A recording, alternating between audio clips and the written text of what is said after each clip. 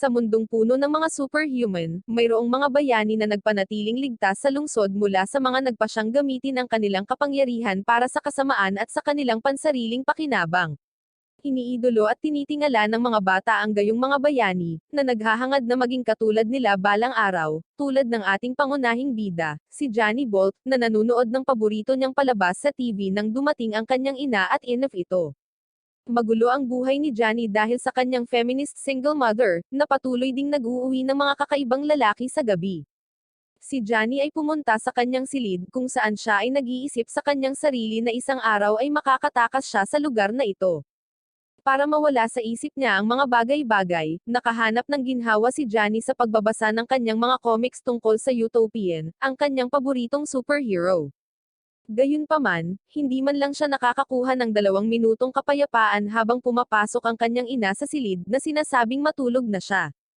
Inaf niya ang kanyang ilaw at isinara ang pinto sa kanyang likuran, ngunit sa sandaling iyon ay muling bumukas ang ilaw ni Johnny, na labis na ikinadismaya niya.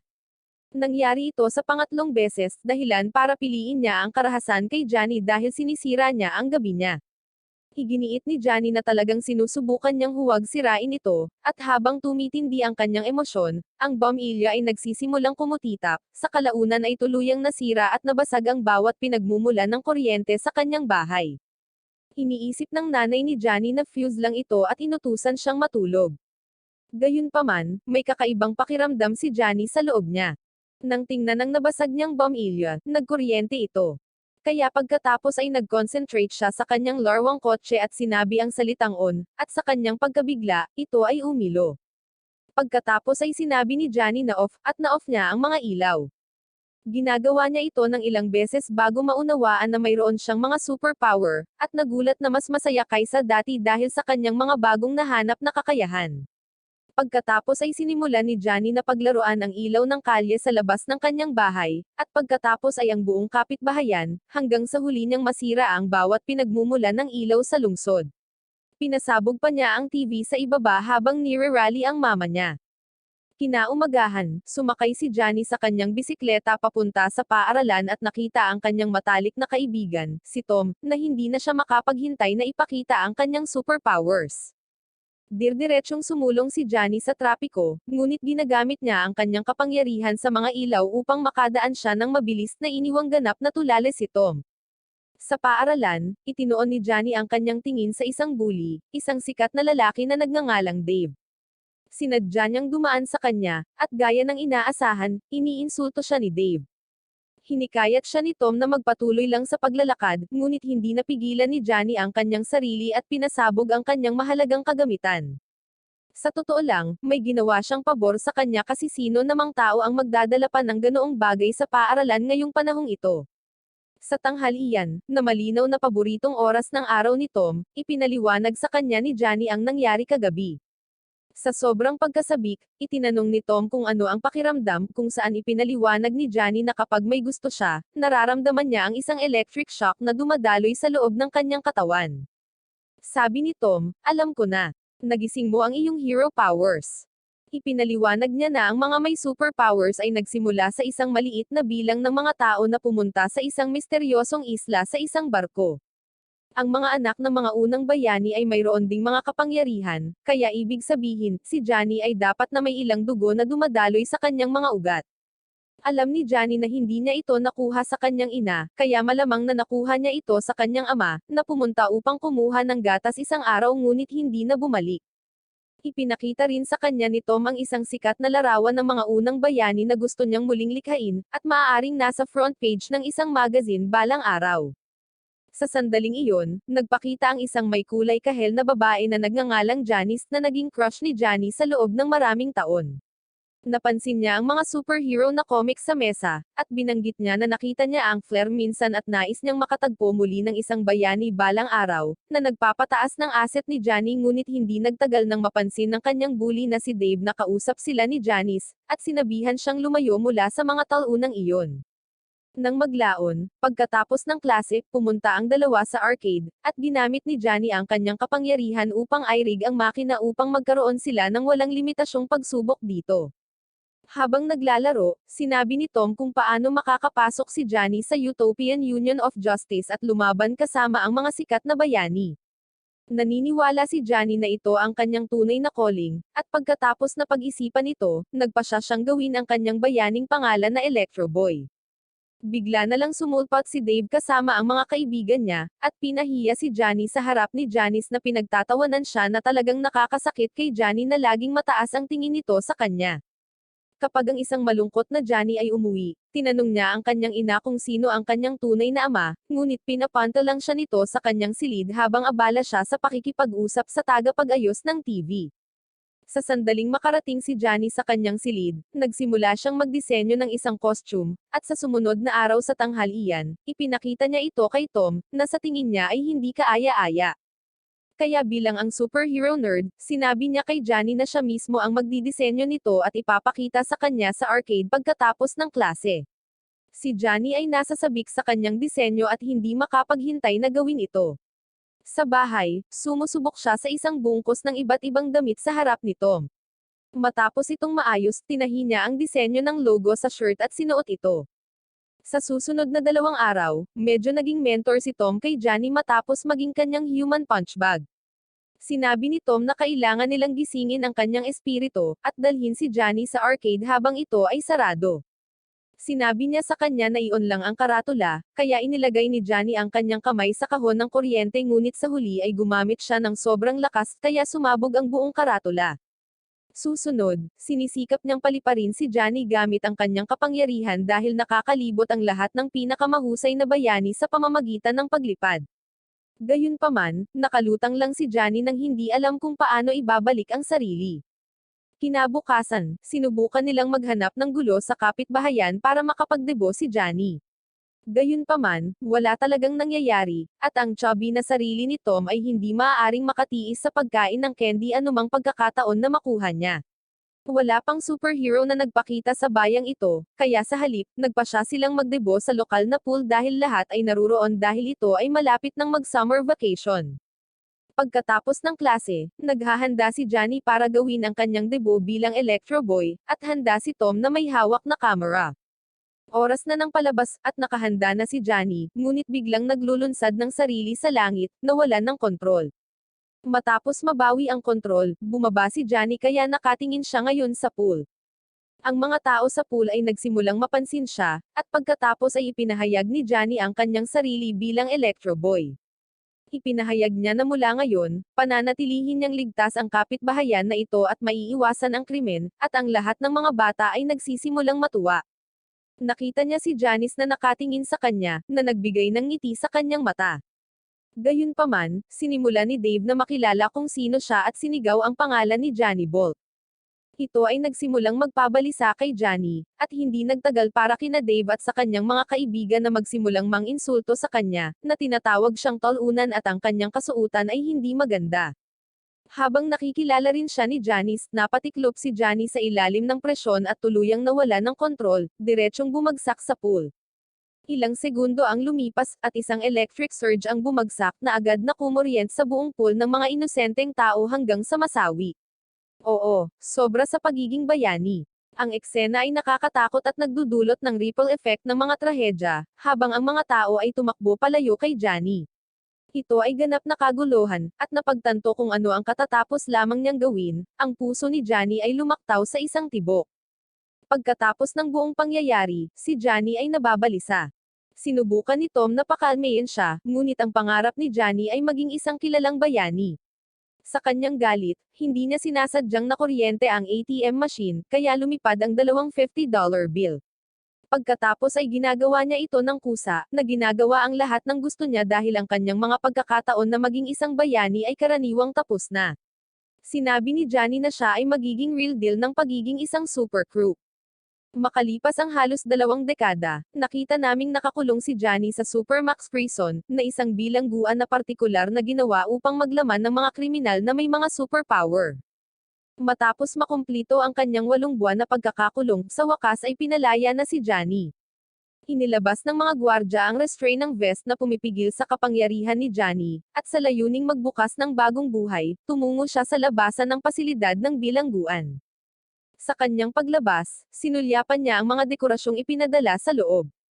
Isang guard na nag-escort kay Johnny ang nagpaalam sa kanya tungkol sa isang nakaplanong pagdiriwang na dapat gaganapin sa bilangguan, isang regalo sa mga tauhan ng bilangguan at mga bilanggo mula kay Christopher Matz na kilala bilang Bastard at ang pinakakilalang supervillain sa mundo, na may kapangyarihang magpasabog sa isip ng mga ulo ng kanyang mga biktima sa tuwing tatawid sila sa kanya. Nang makarating sa labasan, nagpaalam si Johnny sa gwardya habang inalis ang kanyang drippy shades. Sa labas mismo, sinalubong si Johnny ng kanyang kasintahan na nagngangalang Casey, na dumating upang kunin siya mula sa bilangguan. Pagdating sa bahay, gusto lang ng kasiyahan ni Johnny ngunit tumungo sa sala para lamang makita ang kanyang matalik na kaibigan na naghihintay sa kanya. Lumapit siya para yakapin ang kanyang mga kaibigan, na halos isang taon nang naghihintay sa kanyang paglaya.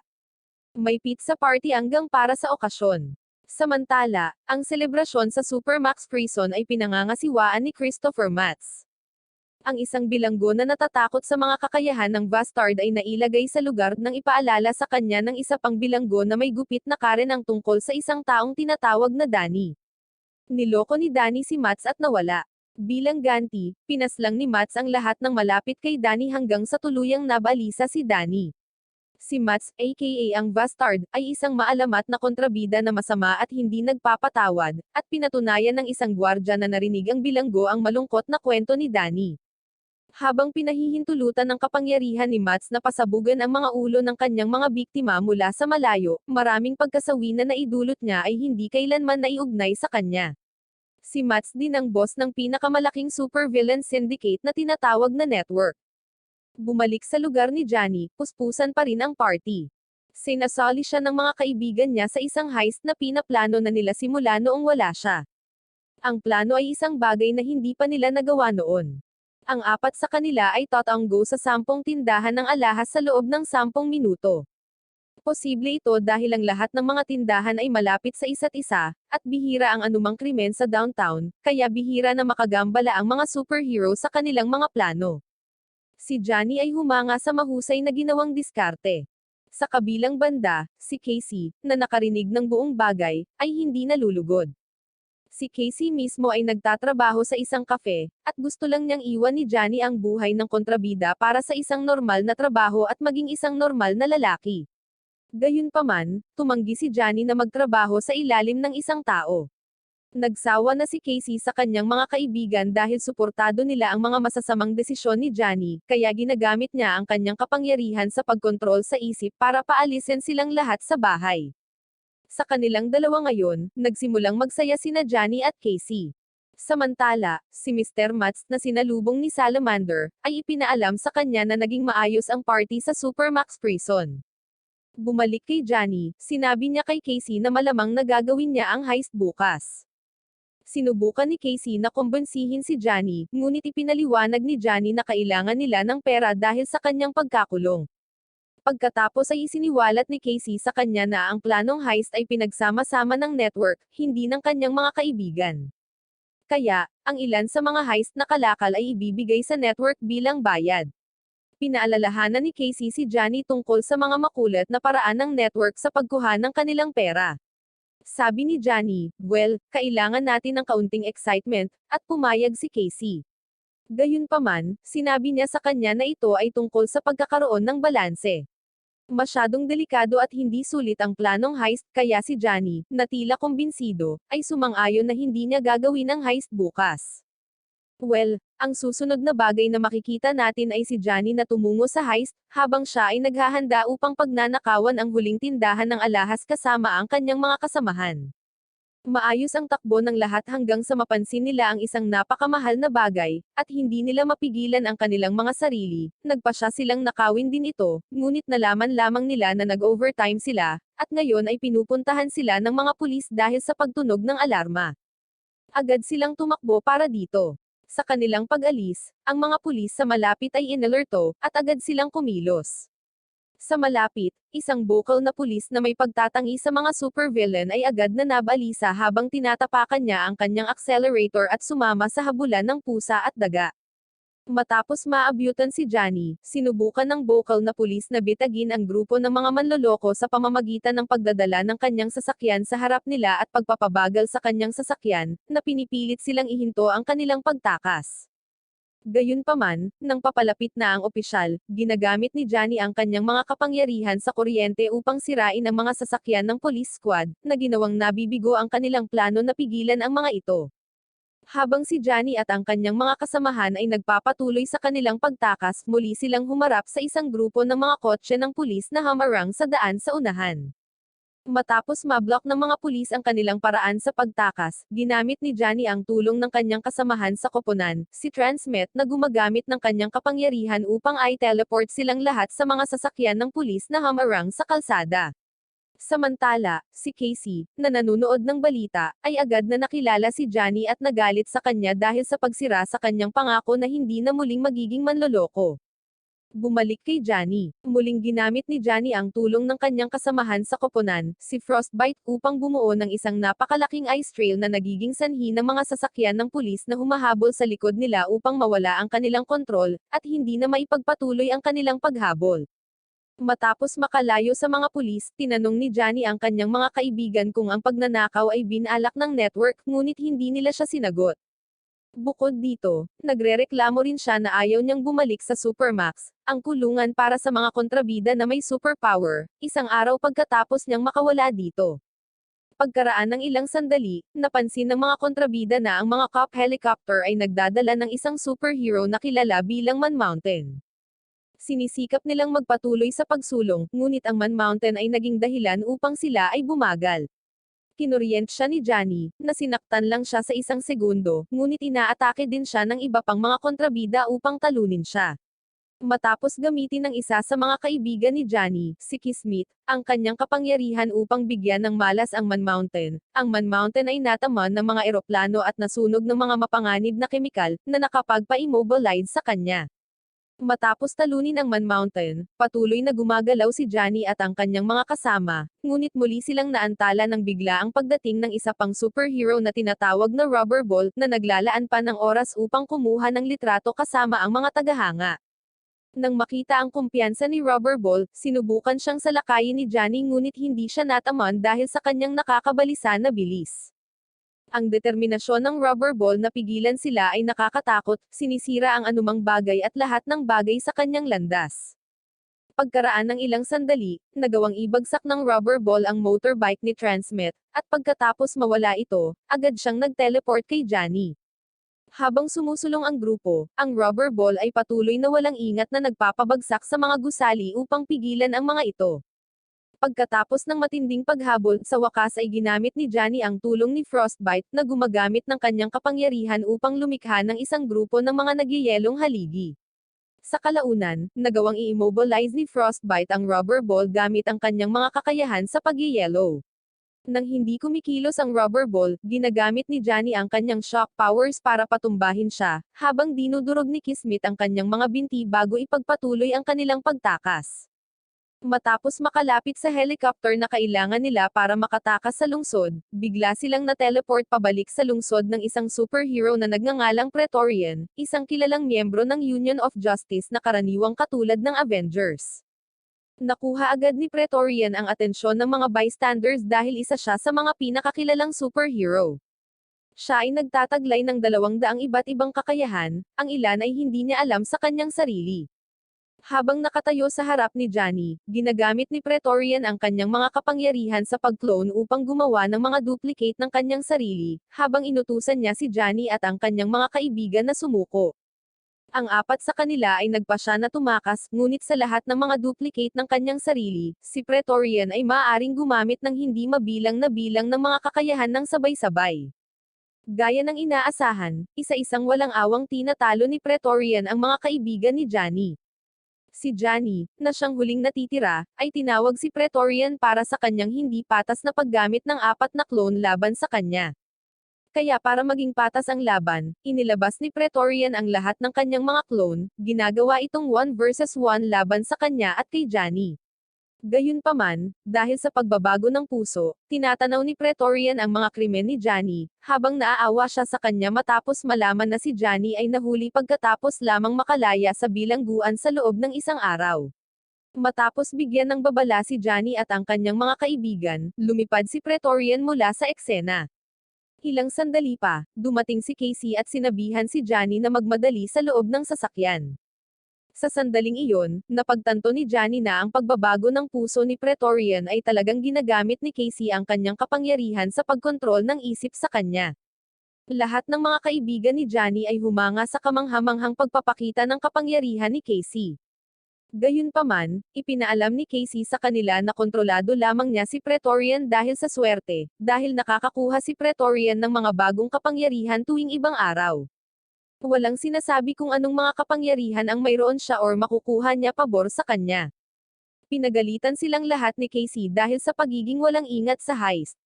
Gayunpaman, ang kanyang pagrereklamo ay hindi narinig dahil si Johnny at ang kanyang mga kaibigan ay masyadong nakatuon sa kanilang mga samsam. Samantala, sa pagbabalik sa punong tanggapan ng Union of Justice, si Praetorian ay nalilito at hindi alam kung bakit niya hinayaang umalis si Johnny at ang kanyang mga kaibigan ng basta-basta. Ang eksena ay napunta kay Casey, na inaagapan ang mga pinsala ni Johnny. Sa inis, sinabi niya kay Johnny na hindi na niya maipagpatuloy ang pamumuhay niya ngayon. Binalaan niya si Johnny na sa kalaunan ay iiwan niya ito kung magpapatuloy siya sa mga mapanganib na pakikipagsapalaran. Bukod dito, galit siya na nagsinungaling si Johnny sa kanyang mukha noon. Pinayuhan niya si Johnny na gumawa ng isang napakalaking heist minsan at para sa lahat, at pagkatapos ay magretiro sa pamamagitan ng pamumuhay mula sa perang matatamo. Sa mismong kadahilanang iyon, si Casey mismo ay nagtatrabaho bilang isang cafe server habang nag-aaral para sa kanyang MBA, dahil alam niyang sulit ang kabayaran sa huli.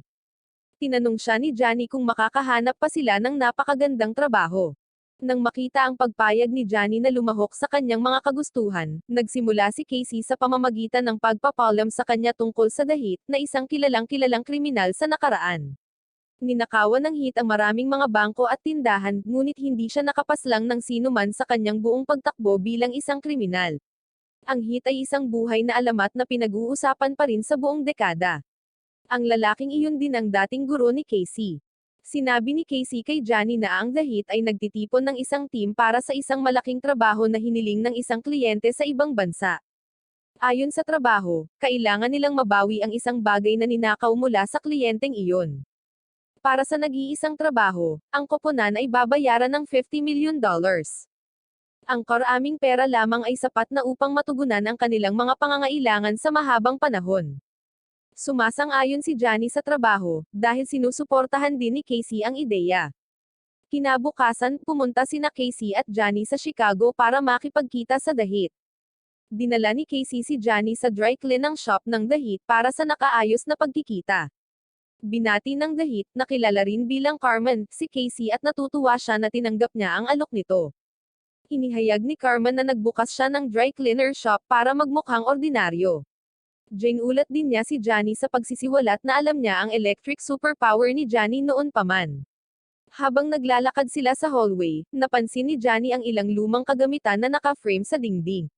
Inihayag ni Carmen na ginamit niya ang kagamitang iyon upang sumunog sa mga nababantayang gate.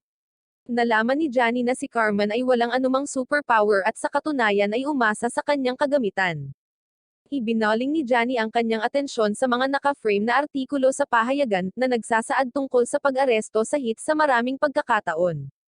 Salungat sa kanyang alamat, sinabi ni Carmen na siya, sa katunayan, ay may sunod-sunod na pag-aresto.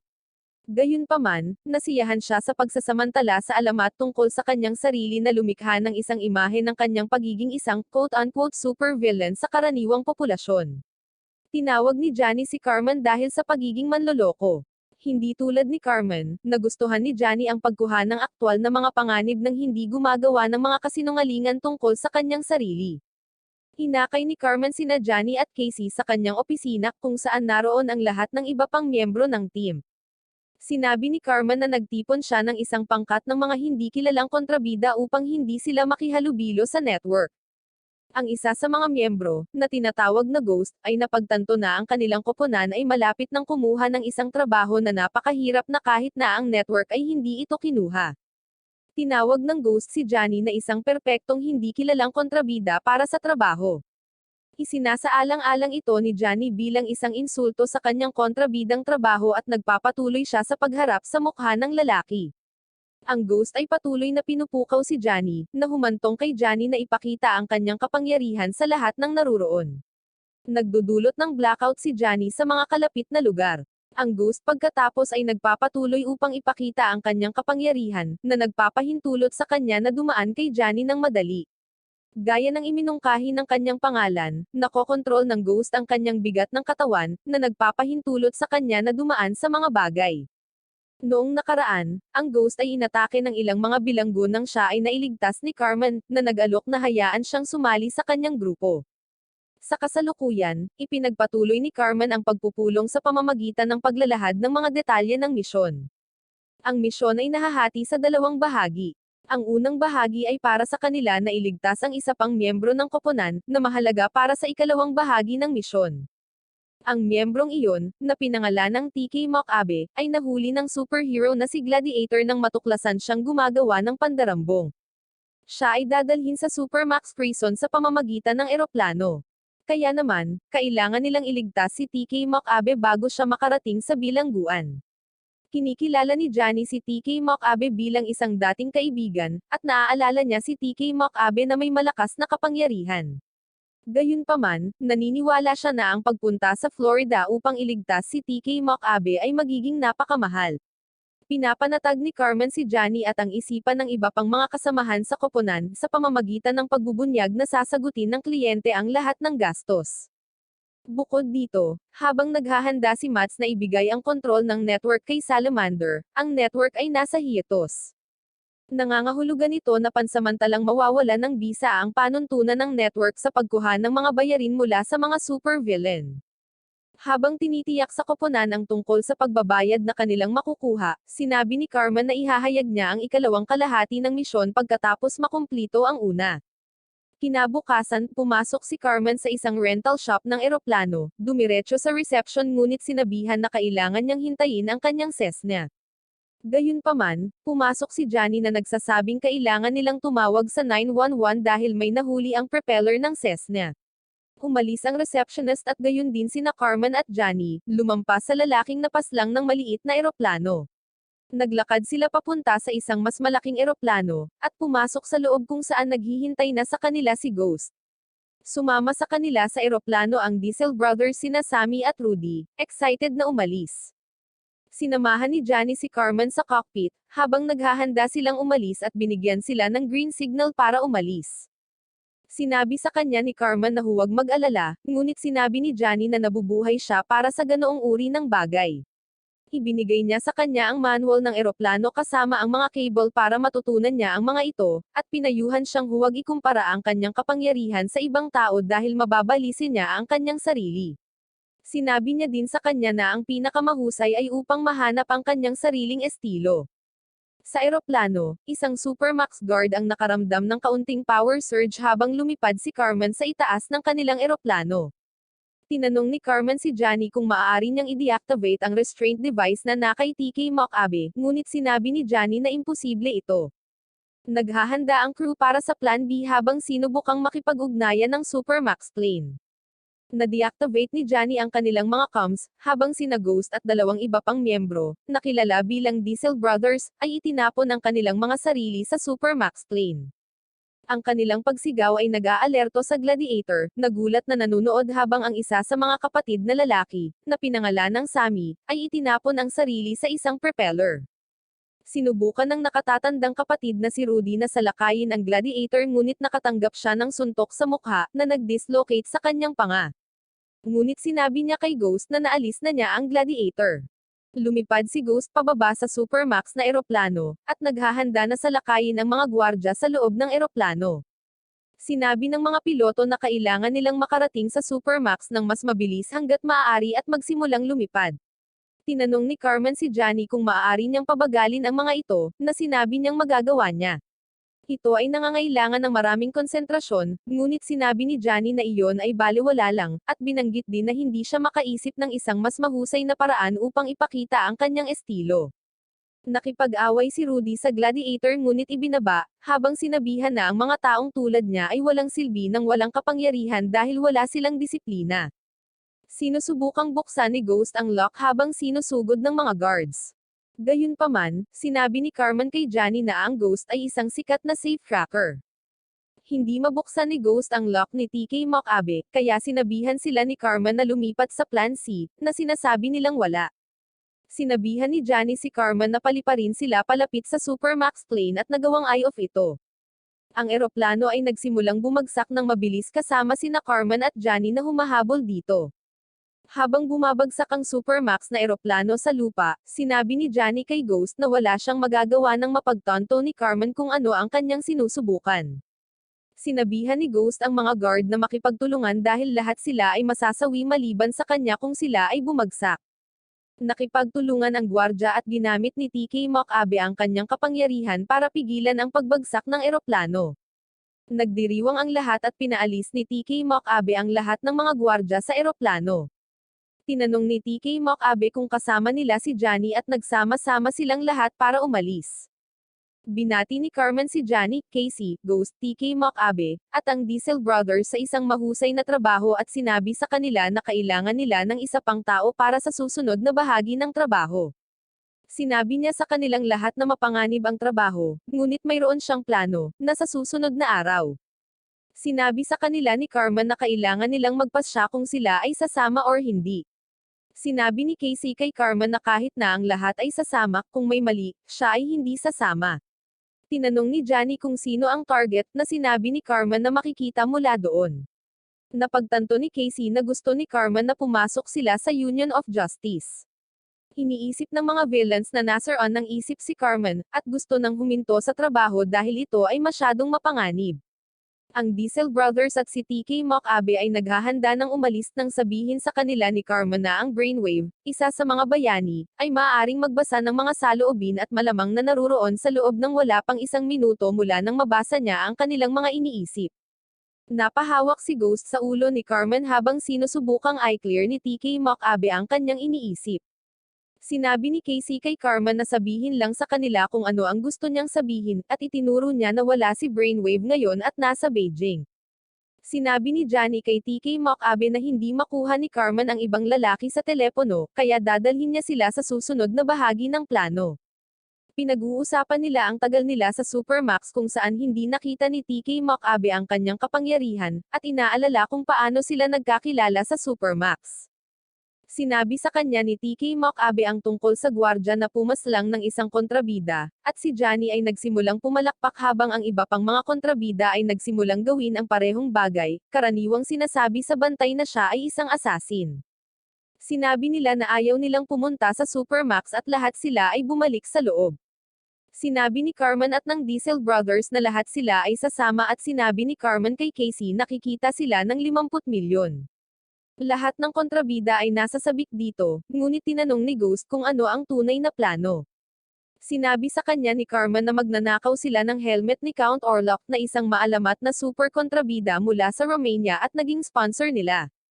Ang kanyang helmet ay nagpadoble ng kanyang kapangyarihan, kaya't nais nilang ibalik ito. Sinabi ni Ghost na sasama siya ngunit ayaw niyang hawakan ang helmet. Sinabi ni Casey na kailangan nilang malaman ang pinakamahalagang bahagi, kung paano talunin ang mga makapangyarihang superhero.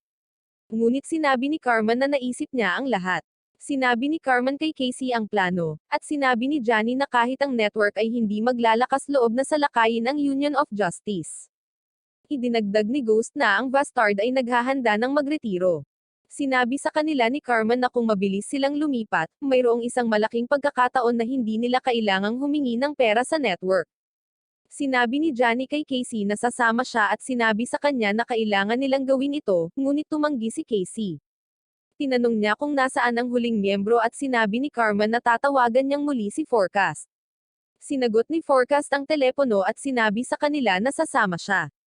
Sinabi ni Carmen kay Casey na may kakayahan si Forecast na baguhin ang lagay ng panahon, at pagkatapos makita ang malakas na kapangyarihang iyon para sa kanyang sarili, binibilang niya ang kanyang sarili na sasama. Sa Plaza Hotel, nag-check-in sina Johnny at Casey. Nang makarating sila sa kwarto, excited na si Johnny, ngunit hindi gaanong excited si Casey gaya niya. Tinitingnan ni Casey ang kanilang reservation paper at sinabi na sila ay isang nagpapanggap na mag-asawa lamang.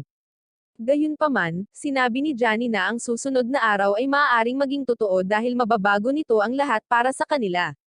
Nagdiriwang sila sa isang beer at nangakong iiwan ang krimen upang hindi mapunta sa Supermax. Habang naghahanda sina Casey at Johnny na magkaroon ng ilang oras na mag-isa, nakatanggap sila ng tawag sa telepono mula kay Carmen, na nagsasabi sa kanila na matulog ng maayos at huwag uminom, ngunit binabaan siya ni Johnny. Sa labas ng Union of Justice, nagtatrabaho si Johnny, ang Diesel Brothers, Carmen, Ghost, at Casey ng isang hotdog truck. Nagrereklamo si Sammy na hindi siya tinutulungan ni Rudy dahil ito ay naglalaro ng solitaire. Sa labas, hiniling ni Ghost kay Casey na ipakita sa kanya ang isang bagay na kaaya-aya kung mukhang tatapusin siya, na sinang-ayunan niya. Sinabi ni Johnny na hindi niya kailangan ng mga pantasya dahil ang gusto lang niyang makita ay ang totoong Casey hanggang sa kanyang huling hininga. Sinabi ni Johnny sa grupo na gusto niyang bisitahin ang Union ng Justice mula pa noong bata pa siya. Si Carmen, Ghost, ang Diesel Brothers, at si Casey ay sumulong. Sinabi sa kanila ni Carmen na sa sandaling umalis ang mga superhero, tatanggalin nila ang sistema ng seguridad at puputulin ang kanilang mga sarili sa footage ng pagbabantay, na magiging trabaho ni Casey. Si Johnny, ang Diesel Brothers, sina Carmen, Ghost, at Casey ay nagsimulang maghanap ng helmet, sinusubukang tumuon sa Count Orlok. Naaalala ni na Johnny at Casey ang pag-atake nila sa isang bodega ng alak, umaasa na hindi sila masisiraan ng loob ng ganoong oras. Nahanap nila ang magic helmet at nasa sabik. Sumakay si Praetorian sa elevator at nakarating sa floor G, kung saan nakita niyang lumulutang ang helmet ni Count Orlok. Iniisip niya kung naghahalusinate ba siya at sinabi ang pangalan na Ghost na may dalang helmet na walang silbi ang pagtatago. Tinamaan niya ng apoy si Ghost na kinasira ng helmet. Gulat na gulat ang mga kontrabida habang sinasabi sa kanila ni Praetorian na mga wala silang isip dahil hindi nila ipapakita ang tunay na bagay doon, mga replika lamang. Inihayag niya na ang lahat ng tunay na bagay ay nasa isang vault sa ilalim ng lupa. Sila ay pinananatiling invisible sa pamamagitan ng kapangyarihan ng isang bayani. Sinabi ni Carmen na ito ay nasa ilalim ng lupa at sumisigaw kay Ghost na pumunta doon. Si Ghost ay pumupunta sa ilalim ng lupa, habang si Praetorian ay nagsimulang maghagis ng mga kolong mula sa gusali sa kanila. Kinikilala ni Praetorian na may kung ano sa kanyang ulo, tulad ng sa San Francisco, na tumama kay Casey. Nagagawa niyang ibunyag ang lahat ng mga kontrabida. Tumingin siya kay Johnny at sinabi sa kanya na pakiramdam niya ay nagkita na sila noon sa Union of Justice. Nagsisilabasan ang mga tao habang papalapit kay Johnny ang Praetorian, na nagsabing hindi pa niya nakilala si Praetorian noon at nagreklamo na siya ang nakahanap sa kanila. Napagtanto ni Praetorian kung ano ang kanilang plano noon pa man, at nais niyang alagaan ang mga bagay-bagay. Pinaulanan ng tubig ni Praetorian si Casey, ngunit pinoprotektahan siya ni Johnny. Sinabi sa kanila ni Carmen na dapat silang tumakbo hanggat kaya nila, kaya kinuha niya si Casey, at tumakbo sila. Binato ni Praetorian ang isang malaking bato sa mga kontrabida habang sinabihan ni Johnny si Carmen na umalis. Ang Diesel Brothers ay nagreklamo na si Praetorian ay may napakaraming kapangyarihan at hindi man lang alam kung alin ang susunod. Inihayag ni Praetorian ang kanyang susunod na kapangyarihan ay ang mga mata ng laser at nagsimulang maglunsad sa paligid na pumaslang sa maraming sibilyan sa proseso. Sinubukan siya ni Rudy at Sammy na atakihin, ngunit kahit na idikit ni Sammy ang kanyang daliri sa mata ni Praetorian, ito ay nasira. Dinurog ni Praetorian ang braso ni Sammy at inihagis ito kay Johnny, na umaatake pa lang sa kanya. Inatake ni Praetorian si Johnny habang nagtatago sina Carmen at Casey. Nakalabas si Johnny mula sa pagkakabaon sa ilalim ng mga durog na bato habang umuubo si Ghost, nalilito. Nakita niya na hinahabol ni Praetorian si Johnny at mahimalang nahanap ang helmet ni Count Orlok. Sinabi ni Praetorian kay Johnny na siya ay nakakaawa, habang si Johnny ay nagtatanong kung sa palagay niya ay hindi siya gaanong gumagawa ng madami. Tinanong niya si Praetorian kung paano niya magagawa iyon sa sarili niyang HU, ngunit walang pakialam ang lalaki, sinabi sa kanya na hindi siya kailanman nagpaka-easy sa laban. Sinabi ni Praetorian kay Johnny na maghanda para masawi, habang sinisindi niya ang 2 bowl ang apoy sa kanyang mga kamay. Gayunpaman, binuksan ni Johnny ang mga sprinkler ng apoy at pinamamahala ang apolahin siya saglit. Muling nagkita si Johnny at Ghost, nakita din si Carmen sa itaas nila.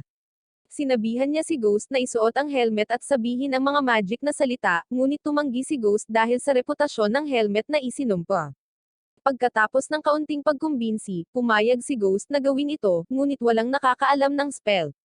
Gayunpaman, sa loob ng helmet, bias ko talaga si Mika sa bini ang nakasulat, na nagpaunawa kay Ghost na iyon ay ang spell. Habang nagtatalo sila kung sino ang magsusuot nito, nagising si Praetorian at naghanda upang harapin sila. Sinabi ni Ghost ang spell, isinuot ang helmet, at na-activate ito. Nais niyang madala sa malayong lugar at ligtas, at nawala sila sa paningin ni Praetorian. Sina TK Makabe at Forecast ay dinadala din sa kaligtasan. Si Ghost, Carmen, Johnny, TK Makabe, ang Diesel Brothers, Forecast, at Casey ay nakaalis lahat. Habang sinusubukang tanggalin ng Ghost ang helmet, tinanong ni Johnny si Casey kung okay lang siya, ngunit tinanong niya kung nasaan sila. Sinabi sa kanya ni Carmen na sila ay nasa Black Rock, Romania.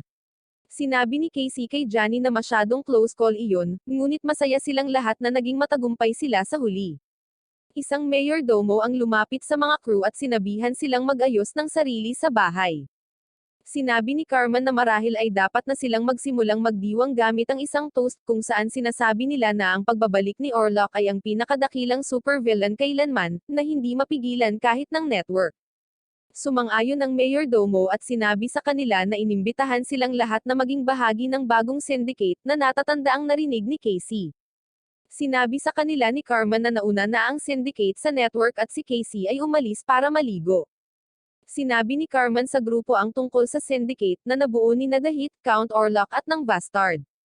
Samantala, nagsisimula na ang Union of Justice, kaya nagpa siya silang pumunta sa Europa. Sinabi ni Carmen na sila ay isang mahusay na grupo, ngunit si Orlok at ang Bastard ay hindi kailanman nagkasundo. Gayunpaman, bilang lahat ng mga supervillain, lahat sila ay nauwi sa pagtataksil sa isa't isa, at ang Bastard ay nabuo ang network.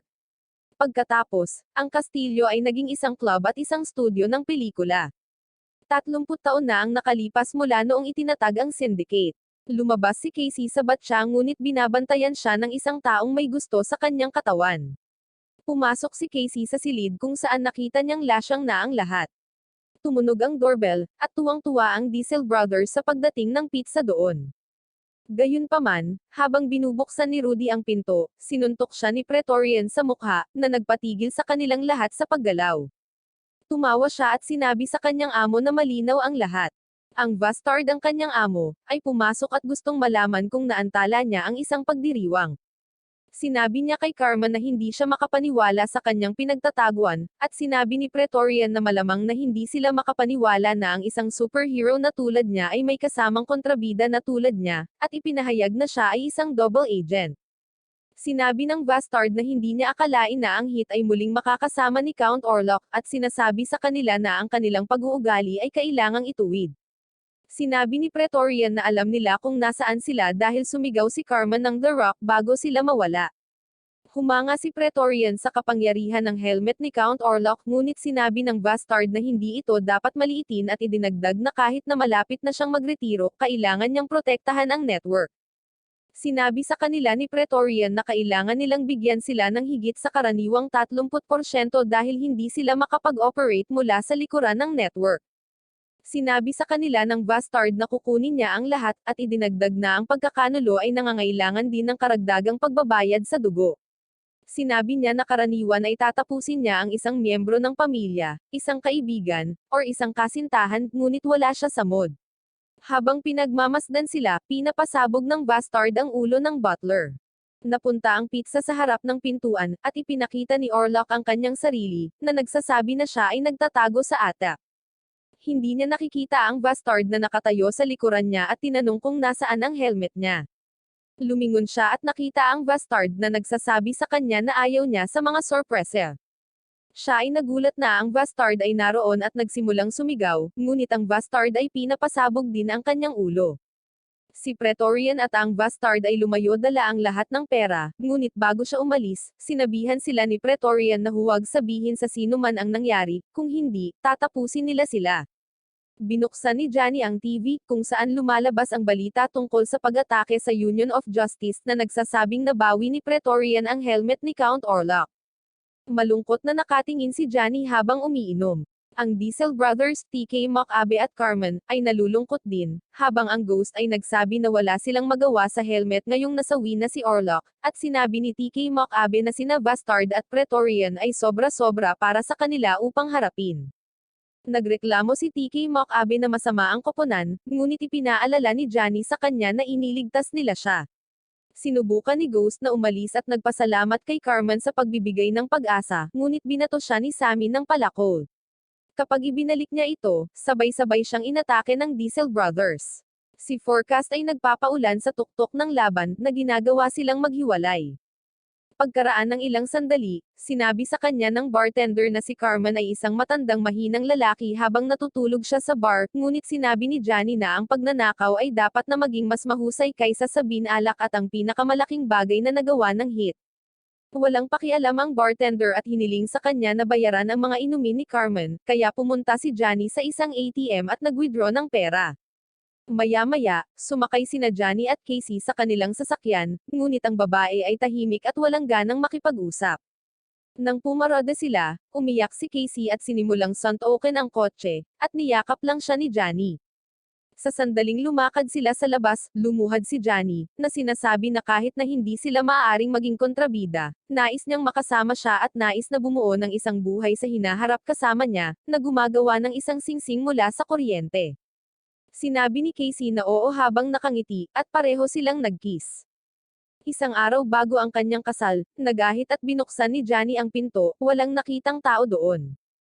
Gayunpaman, siya ay dinukot at nagising sa loob ng isang kotse. Sinabi sa kanya ni Frostbite na ito na ang huling gabi niya bilang isang single na lalaki, kaya gusto niya, transmit, at kismet na bigyan siya ng bachelor's party. Sinipa sila sa isang club dahil sa pagiging kontrabida at lasing na lasing silang lahat. Wala silang pera, kaya hinak ni Johnny ang isang ATM na ikinagulat ng lahat ng kanyang mga kaibigan. Ipinaliwanag niya na iyon ang naging paraan niya noong bata pa siya. Tinanong ni Frostbite si Johnny kung ayaw niyang gumawa ng isang huling malaking trabaho para sa kapakanan ni Casey, ngunit sinabi ni Johnny na magiging malinis siya ngayon. Gayunpaman, sinabi ni Kismet na sinabi sa kanya ng kanyang ina na ang pera ang laging dahilan kung bakit nauuwi sa diborsyo ang kasal para sa pag-ibig, at sinasabi sa kanya na maraming ATM sa paligid. Dinadala sa kanila ni Transmet ang kanilang mga suit, kaya pumayag si Johnny na gawin ito. Sumakay sila sa isang malaking bagon, at hinahak ni Johnny ang mga ATM para makapag-teleport si Transmet at mangolekta ng pera. Nagpatuloy sila, at gusto ni Johnny na pumunta sa isang bookstore para makakuha ng regalo kay Casey dahil gusto ni Casey ang mga MBA na libro, na mahal. Pumunta ang mga pulis sa pinangyarihan ng krimen, at nagsimulang tumakbo sina Johnny, Transmet, Frostbite, at Kismet. Sumama rin si Praetorian sa mga pulis at nagtataka kung nasaan ang mga kontrabida. Sinabi sa kanya ng mga pulis na nasa tren sila, kaya pumunta sila sa istasyon kung saan sumakay siya sa tren at nahanap ang grupo ng mga kontrabida. Nagsimulang tumakbo si Johnny palayo kay Praetorian, na sa halip ay inilipat ang kanyang focus mula sa kanyang mga kaibigan sa kanya. Nang maniwala si Johnny na nakatakas siya, lumingon siya at nakitang nakatingin sa kanya ang gladiator at sinuntok sa mukha. Samantala, nahuli si Johnny at pinabalik sa Supermax. Sinabihan siya ng kanyang cellmate na dapat silang maglaro ng chess, ngunit malungkot si Johnny na hindi siya makatawag sa telepono. Pagkalipas ng 5 taon, nagtatrabaho si Casey sa isang kainan kung saan pumasok si Johnny, nakasuot ng suit at masayang binabati siya. Humingi ng paumanhin si Johnny, ngunit sinabi sa kanya ni Casey na wala siyang sasabihin sa kanya, kaya dapat siyang lumabas. Sinabi ni Johnny sa kanya na nagnakaw siya upang subukang makakuha ng magandang bagay para sa kanilang kasal, ngunit ayaw niyang marinig ito. Nakaramdam ng pagtataksil, nagtaka si Johnny kung ano ang ginagawa niya sa isang kainan at tinanong kung ano ang nangyari sa kanyang MBA, dahil siya ay may malaking kapangyarihan at napakatalino. Sinabi ni Casey sa kanya na pinatalsik siya sa kanyang MBA mula noong sinuntok niya ang kanyang propesor na sinubukang gamitin ang kanyang awtoridad. Sinabi niya sa kanya na palaging mababa ang kanyang mga marka at kahit bilang isang kontrabida, palaging kailangang magtrabaho bilang isang koponan, na nagsasabi sa kanya na umalis. Si Carmen ay naglakad sa coffee shop na natatakot at natamba. Humihingi siya ng tulong sa kanila. Nagbasa si Johnny ng isang journal kung saan pinagpapantasyahan niya ang pagiging electro boy at mapabilang sa Union of Justice. Samantala, nakatulog si Carmen sa takot, at hindi maganda ang pakiramdam ni Casey. Sinabi kay Johnny na hindi siya makapaniwala na sinubukan ni Carmen na lokohin ang Salamanders Casino. Nag-aalala si Johnny na hindi sila makakakuha ng 100 milyon at alam niyang tatapusin si Carmen kung hindi sila makakabayad.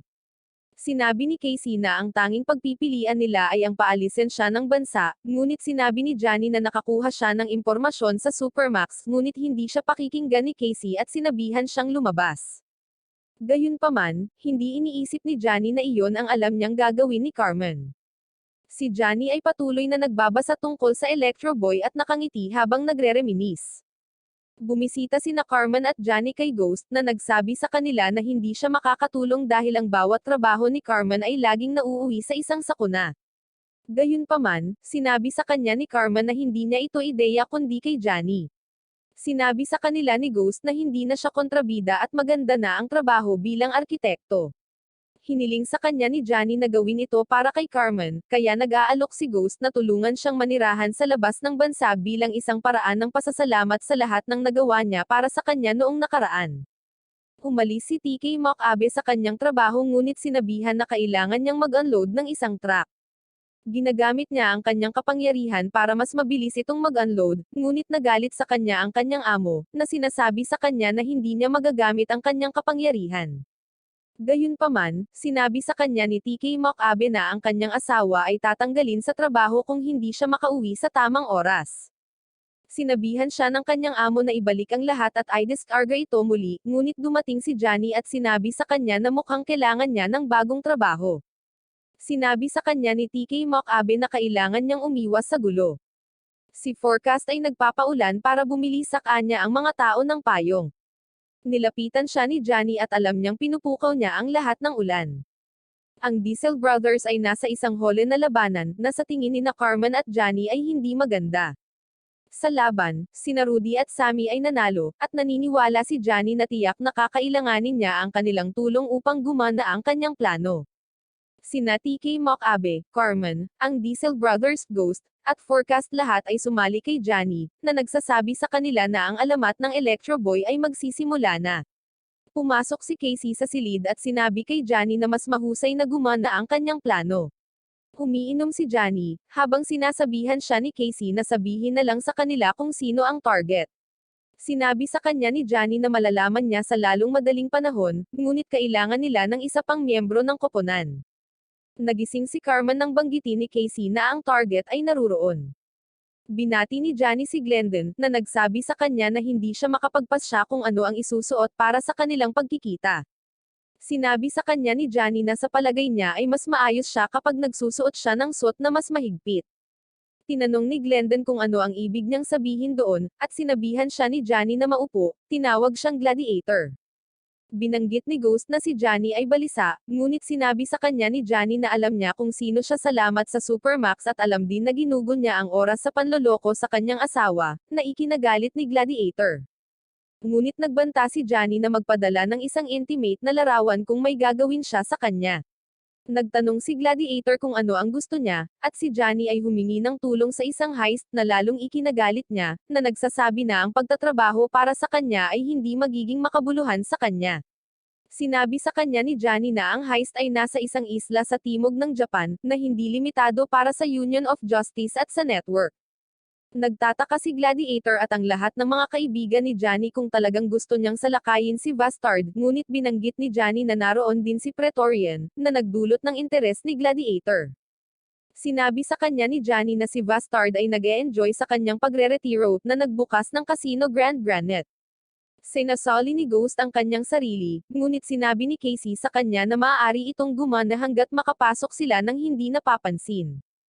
Sinabi ni Johnny kay Gladiator na ito ay isang magandang pagkakataon upang makabawi kay Praetorian, at sinabi rin na maaari niyang ibigay ang kanyang bahagi sa isang LGBTQ na kawang-gawa na kanyang pinili, na nangangako rin na tanggalin ang mga larawang iyon. Sinabi ni Johnny kay TK Mockabe, Carmen, ang Diesel Brothers Ghost Casey, at forecast na alam niyang may isang airport sa isla, na nangangahulugang magiging mahigpit ang seguridad. Ayaw gamitin ni Casey ang kanyang kapangyarihan dahil hindi siya makakagawa ng ilusyon nang hindi ito inihahanda ng sapat, 1 or 2 tao lang talaga ang kaya niyang itago. Sumakay sila sa eroplano at lumapag sa isla. Sa isla, humiwalay si Ghost sa grupo, at binuksan ni na Johnny at Casey ang mga briefcase kung saan nakaimbak ang Diesel Brothers. Ang iba ay sasakay ng ferry, ngunit sila ay tumalon din mula sa ferry. Sa isla, dumating si Gladiator sa pamamagitan ng swimming butterfly sa isang hindi kapani-paniwalang bilis. Si Johnny, TK Mockabe, Carmen, ang Diesel Brothers Ghost Casey, Gladiator, at Forecast ay lahat ay nagpapahinga sa mga hot spring. Nagsuot ng disguise si Casey para hindi siya makitang walang suot, at sinabi ni Johnny na siya lang ang nakakakita sa kanya ng ganoon, ngunit sinabi niya na hindi lang siya nag-aaksaya ng pagsisikap sa kanya. Sinabi ng Diesel Brothers kay Gladiator na ikinalulungkot nila ang nangyari sa huling pagkakataon na nakatagpo nila siya, ngunit sinabi niya sa kanila na huwag makipag-usap sa kanya dahil nandoon lang siya para sirain si Praetorian. Natahimik si Ghost dahil kinakabahan siya sa pag-atake kay Bastard, ngunit sinabi sa kanya ni Johnny na mayroon silang perpektong plano. Gustong malaman ni TK Mockabe, Forecast, at ng Diesel Brothers ang tungkol sa plano, na sinasabing ang unang bahagi ay maglalakad papunta sa harap ng pinto ni Bastard. Sa kasino, pumasok sina Carmen at Johnny, na nasasabik na ang lahat ng ito ay maaaring mapasaka nila. Sinabi ni Ghost na hindi niya alam na may mga kasino na ganoon sa Japan. Sinusubukan ni TK Mockabe ang isang laro ngunit sinusubukang ilipat ito kapag natalo siya, gayunpaman, pinipigilan siya ni Ghost na gamitin ang kanyang kapangyarihan. Si Bastard ay tumitingin sa kasino kasama si Praetorian, at pareho silang tumungo sa VIP room upang salubungin ang kanilang mga bisita mula sa gitnang silangan. Tinitingnan ni Casey at Johnny ang isang libangan na ginawa ni Casey sa mansyon ni Bastard, habang sumama sa kanila ang Diesel Brothers. Nagtataka si Ghost kung paano niya ito nagawa nang hindi nadedetect ng mga superpower na sensor sa loob, kaya sinabi ni Casey na kapag hinawakan niya ang isang tao, nababasa niya ang mga isip nang hindi ito nakikita ng mga sensor. Sinabi ni Carmen na ginawa niya ang kanyang bahagi at sinabi sa kanila na ang pangunahing palapag ay may mga karaniwang superpower na sensor at seguridad, ngunit sinabi ni Ghost na ang tunay na problema ay ang mga underground na silid na konektado sa mga VIP room sa likod. Huli na nakarating si Forecast mula sa paliligo habang sinasamahan sila ni Gladiator. Sinabi sa kanila ni Carmen na kukunin nila ang briefcase ni Bastard na talagang isang malaking vault sa loob. Gayunpaman, ang tunay na problema ay ang lahat ng mga sensor na maaaring mag-deactivate ng kanilang mga kapangyarihan. Sinabi ni Carmen na karaniwang naka-off ang unit, ngunit kung ang mga sensor ay makakuha ng paggamit ng mga superpower, pagkatapos ay ito ay naka-on, kaya kailangan nilang i-deactivate ang buong system. Gusto nilang gamitin ni Ghost ang kanyang mga kapangyarihan upang maabot ito, ngunit sinabi niya sa kanila na napakalaki ng isla, kaya't hindi niya masusubaybayan kung nasaan siya, kaya siya ay masasawi. Sinabi sa kanila ni Gladiator na dapat na lang silang sumuko, ngunit natatandaan ni Johnny na sa tuwing kailangang irehistro ang isang bagong supervillain sa database, ina-update nila ang software, ngunit nangangahulugan din ito na dapat i-reboot ang system upang masira nila ito pagkatapos. Sinabi sa kanila ni Carmen na hahatiin sila sa 2 grupo para makapasok sa pasilidad. Sina Carmen, Ghost, TK Mockabe, Forecast, Johnny, ang Diesel Brothers, at Casey lahat ay nag-toast. Pinasalamatan niya sila at sinabi sa kanila na nagustuhan niya na mayroon silang pakiramdam ng tungkulin. Nagtataka si Casey kung bakit ginawa ito ni Bastard kahit na hindi niya magagamit ang kanyang kapangyarihan sa kanyang mansyon, ngunit alam ni Carmen na kinasusuklaman niya ang mga superpower. Sinabi sa kanila ni Johnny na mayroon siyang mga bagong damit para sa kanilang plano, na tinatanggihan ni Gladiator na isuot. Mag-isang nakaupo si Casey sa dalampasigan nang sumama sa kanya si Johnny. Pareho silang naglalakad, at tinanong ni Johnny kung aalis ba talaga siya, at sinabi niya na aalis siya. Sinabi ni Johnny sa kanya na nagawa niya ang isang kamanghamanghang trabaho at sinabi sa kanya na magagawa pa rin niya ito, ngunit sinabi ni Casey na kahit na siya ay nagkaroon ng mga pagnanakaw, gusto niyang tumulong sa dahit. Sinabi sa kanya ni Johnny na alam niyang marami siyang nagawang pagkakamali, ngunit ang pinakamali sa lahat ay ang pagpapaalam sa kanya. Tumangala sila sa langit, at may banner na nagsasabing, "I'm sorry." Sinabi sa kanya ni Johnny na sa wakas ay naunawaan na niya, at sinabi na iyon na ang huling beses na gagawa siya ng heist. Pareho silang nag-kiss pagkatapos noon. Habang natutulog si Johnny, tiningnan siya ni Casey at umalis. Nang makarating siya sa airport, sinabi niya kay Johnny na delikado ang plano, at ayaw niyang gumawa ng parehong pagkakamali, na binitawan siya. Tinanggap ni na Johnny, TK Makabe, Carmen, at Forecast na iniwan niya sila at sumang-ayon na hindi nila gagamitin ang kanilang kapangyarihan. Plano nilang pasukin ang security room gamit ang superpower suppression device para mapilitan ang unit na mag-update. Gumagawa sila ng isang maliit na butas at ginagawa ito sa ilalim ng lupa, ngunit isang alarma ang nagsimulang tumunog. Alam nila na hindi sila maaaring gumamit ng mga kapangyarihan dahil maraming mga ninja ang magsisimulang magtungo sa kanila. Hindi sinasadyang ginamit ni Johnny ang kanyang kapangyarihan, na nagpapagana ng mga baril, kaya inatake sila ni Carmen gamit ang kanyang mga baril. Nagsimula si Johnny ng update at napagtanto na magagamit na nila ang kanilang mga kapangyarihan. Ang eksena ay napunta kay Casey, na sumusubok na sumakay ng eroplano pabalik sa kanyang tahanan, gayunpaman, nahuli siya ni Praetorian at ng Bastard. Inihayag ni Praetorian na nakilala niya si Casey dahil sa mga nakaraang pagtatangka nitong kontrolin siya noong nakaraan. Bumalik kay Johnny, sinabi ni Johnny kina Carmen at TK Makabe na naniniwala siyang nasa tamang lugar sila.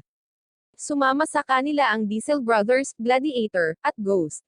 Sumama sa kanila si Forecast sa pamamagitan ng paggawa ng Snowd na pinaniniwalaan ni Johnny na isang magandang ideya para sa mga pinto. Sa sandaling mag-freeze sila, gumamit si Sammy ng mga metal na braso upang masira ang pinto. Bumaba ang tingin nila sa vault na nasa ibaba, at sabay silang tumalon. Tumitingin-tingin si Ghost sa isang pader upang makita kung gaano karaming mga gwardya ang nasa likod ng isang pader, at sa wakas ay nakalusot sila. Sinabi sa kanila ni Johnny na may isa pang bitag na nakakita ng sinuman maliban kay Bastard at maghihiwalay sa kanila. Gayunpaman, mayroong isang pindutan upang ayaf ang laser sa dulo ng koridor. Ang Diesel Brothers ay naghahanda sa karera sa pindutan at umalis sa pagtakbo. Ang laser ay umatake sa parehong Sammy at Rudy, ngunit pareho silang nag-regenerate ng mabilis at patuloy na tumatakbo. Pagkalipas ng 5 minuto, sa wakas ay nagawa ni Sammy na makarating sa button at eye of ito. Kapag ligtas na silang tumawid, oras na para gamitin ni Carmen ang kanyang mga heat gun para matuno ang pinto. Mabilis niya itong ginawa, at sa wakas ay nakarating sila sa briefcase kung saan nakaimbak ang lahat ng ginto. Sinabi sa kanila ni Carmen na magre-restart ang system sa lalong madaling panahon, kaya nagsimula silang umalis. Sinabi ni TK Makabe kay Johnny na sa pera ay dadalhin niya ang kanyang pamilya sa Asia. Ang Diesel Brothers, Ghost, Carmen, Forecast, at Gladiator ay tumatakbo rin kasama nila kapag nagpakita si Praetorian, na sinasabi sa kanila na sila ay kasing walang isip tulad ng kanilang hitsura. Si Bastard ay nakikipag-usap sa pamamagitan ng isang pa-system, nagtatanong kung talagang naisip nila na makakatakas sila dito, at nagtatanong kung bakit nila susubukang magnakaw mula sa kanya kung alam nila kung sino siya. Pinagtatawanan siya ni Johnny, na sinasabi sa kanya na masyado na siyang matanda para pigilan sila. Iyon ay labis na nagpapagalit kay Bastard, ngunit ang sistema ng pagsugpo sa kapangyarihan ay nag-reboot. Sinabi ni Bastard kay Praetorian na maaari na niyang tapusin ang grupo. Sinabi ni Johnny kay Gladiator na siya na ngayon ang haharap kay Pet Oran, gayunpaman, tumatagal si Gladiator habang sinusuntok ni Pet Oran si Johnny sa mukha. Sinabi ni Gladiator kay Johnny na kanina pa niya hinihintay na makita siyang matamaan. Kahit walang kapangyarihan, mukhang pinaglalaanan ni Praetorian ang mga kontrabida. Tinalo ni Praetorian ang lahat ng mga kontrabida, na sinasabi sa kanila na lahat sila ay walang halaga kung wala ang kanilang mga kapangyarihan. Sa wakas ay naisip ni Gladiator na sapat na iyon at sinabi kay Praetorian na hindi siya makapaniwala kung paano siya nabihag, nakikita na siya ang bodyguard ni Bastard. Sinubukan ni Praetorian na suntukin siya, ngunit hinawakan ni Gladiator ang kanyang kamay at ipinakita ang kanyang mukha, na ikinatakot ni Praetorian. Sinubukan ni Praetorian na ipagtanggol ang sarili, ngunit malinaw na mas malakas si Gladiator at pinalipad siya pabalik at hinampad siya sa lupa. Nang matalo si Praetorian ni Gladiator, tinanong ni Carmen kung nasawi na siya.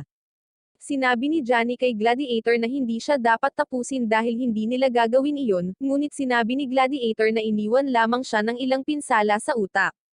Sinabi ni Johnny na dapat na silang umalis. Kumaway si Casey kay Johnny, na nakasakay sa isang maliit na bangka at isinakay sila. Niyakap niya si Johnny, ngunit sinabi ni Carmen sa kanila na kailangan nilang umalis, kaya umalis sila. Sinabi ni Ghost kay Casey na mayroon siyang lakas ng loob na gawin ang kanyang ginawa, habang nakangiti si Gladiator. Sinabi rin ni Carmen na sinunod niya ang mga patakarang kailangan at tinawag siyang isang mahusay na supervillain. Sinabi sa kanya ni Johnny na siya lamang ang nakaranas ng lahat ng iyon kasama ang kanyang mga kaibigan. Magkayakap silang dalawa at sinabi sa isa't isa na mahal nila sila. Sinabi sa kanya ni Casey na maaari na silang magretiro, na sinang-ayunan naman ni Johnny. Sina Forecast TK Makabe, ang Diesel Brothers, at ang iba pa ay masayang nagdiriwang. Pagkatapos ng isang time skip ng isang taon, sa isang kasino sa Manila, nabayaran ni Carmen ang kanyang 100 milyon na utang at mag-relax na sinabi ni Johnny. Isinama ni TK Makabe ang kanyang pamilya sa isang paglalakbay sa Silangang Asya. Si Forecast ay namuhunan sa paggalugad sa kalawakan, habang si Ghost ay gumamit ng diplomatikong presyon sa gobyerno ng Greece at bumili ng maraming lupa doon habang sila ay nasa isang krisis sa pananalapi. Inilagay ni Rudy ang bawat sentimo ng kanyang pera sa pagbuo ng isang 4-dimensional na sistema ng transportasyon, na nangangahulugang ang kanyang time machine ay hindi isang bluff, at talagang nakakuha siya ng doctorate mula sa Princeton. Ginugol ni Sammy ang lahat sa mga babae at alak, habang tiniyak ni Gladiator na hindi na siya muling mabablackmail, na umamin na siya ay naging hindi tapat sa kanyang kapareha, sa kalaunan ay pinakasalan siya. Gusto pa ring malaman ni Johnny kung ano ang gagawin kay Bastard makalipas ang 1 taon, dahil alam niyang mahilig siya sa paghihiganti. Ang kanyang dating kaibigan na si Tom ay nagtatrabaho bilang isang manunulat para sa New York Times nang makatanggap siya ng isang liham mula sa Electro Boy, na may selfie na kinuha ng mga kontrabida ng nagnakaw mula kay Bastard. Sa larawan, ginamit ng mga kontrabida ang mga costume ng Salamander Crew. Naiwang gulat na gulat si Tom dahil doon. Sumakay sina Johnny at Casey sa isang hot air balloon nang itinuro ni Johnny ang lupa, tinanong siya kung papakasalan siya nito. Binigyan niya siya ng tunay na singsing, at sinabi ni Casey na oo papakasalan niya siya at nag-kiss sila.